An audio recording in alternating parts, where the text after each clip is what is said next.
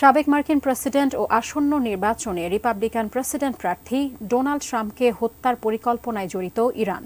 মার্কিন গণমাধ্যমে প্রকাশিত এমন প্রতিবেদনকে বিদ্বেষপূর্ণ উল্লেখ করে তা দৃঢ়ভাবে প্রত্যাখ্যান করেছে তেহরান। যদিও এ ঘটনায় ইরানের কোনো যোগসূত্র আছে কিনা সেটা নিশ্চিত করতে পারেনি মার্কিন সিক্রেট সার্ভিস। আরও জানাচ্ছেন শাওন মাহফুজ।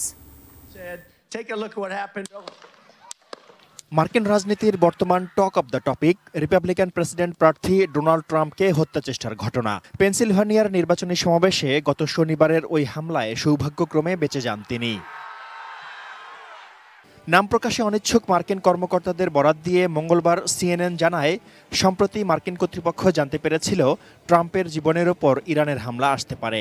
সেজন্য গত কয়েক সপ্তাহ আগে সিক্রেট সার্ভিস ট্রাম্পের নিরাপত্তা বাড়িয়েছিল।